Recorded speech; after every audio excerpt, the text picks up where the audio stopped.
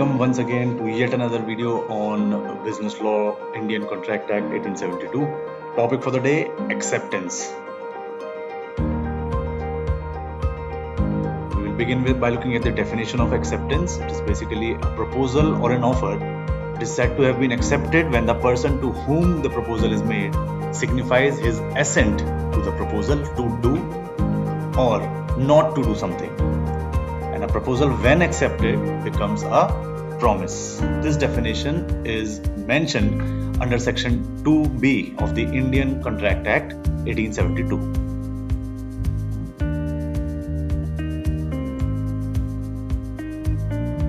Now, there are certain rules which needs to be followed in order to constitute a valid acceptance.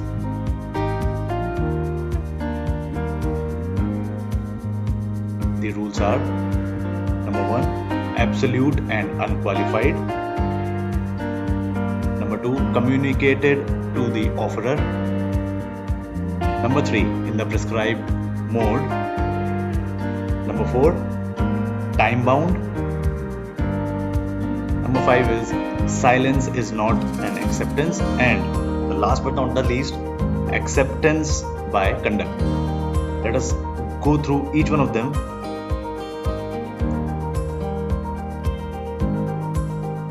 Right, so first one says that acceptance must be absolute and unqualified, meaning that acceptance must be 100% pure. It must be free from any kind of term and condition associated with it.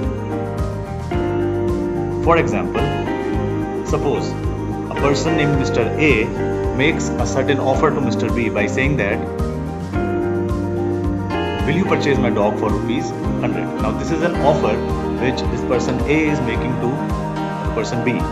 In response to that offer, Mr. B replies by saying that, yes, but only if you purchase my cat for rupees 60. Now this statement, which is given by Mr. B, shall not constitute a valid acceptance, because although he accepted to the offer given by Mr. A, but his acceptance is not absolute and it is not unqualified, because he has kept a condition, right, in return to Mr. A's offer, and such an acceptance is not an absolute or unqualified acceptance,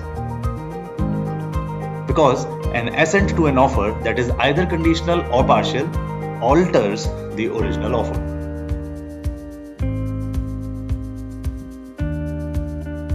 Next is communicated to offerer. That means acceptance must be communicated to the offerer in order to be constituted as a valid acceptance.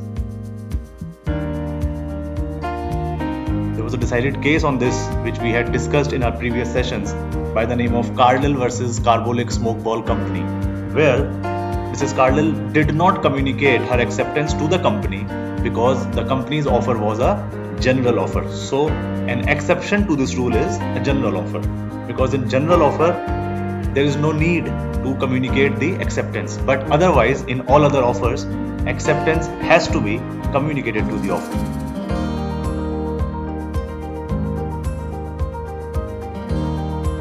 Next is acceptance must be in the mode prescribed, and when we say prescribed mode, we are talking about the normal modes of communication which we use in our daily life, right? So this rule says that the offeree must give his acceptance to the offerer in the same mode in which the acceptance is sought by the offerer. For instance, if an offerer has given an offer for which he wants the acceptance in a format that is via email, so email is a prescribed mode of acceptance in this example.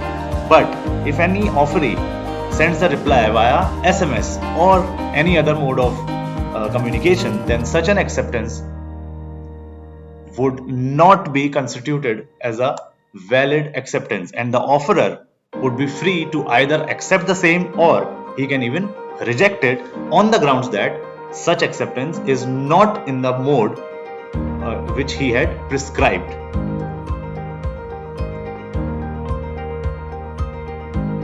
Another point is that acceptance has to be given within the specified time frame. An offer does not last forever. Acceptance must be given within the specified time limit, and if there is no time is stipulated, acceptance has to be given within the reasonable time. And such a reasonable time is normally, it depends upon the subject matter of the contract, basis on which the courts decide what would be the reasonable time to respond.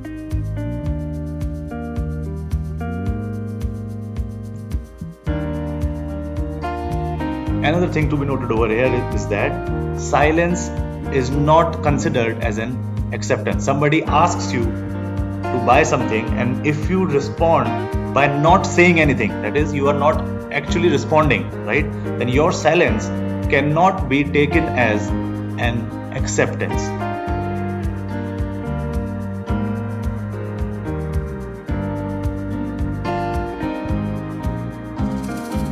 And just like in offer, we had seen that an offer can be given by the conduct of the party. Similarly, an acceptance can also be given by the action or conduct of the offeree, right? An implied acceptance is one that is not directly stated but is demonstrated by any acts indicating a person's assent to the proposal.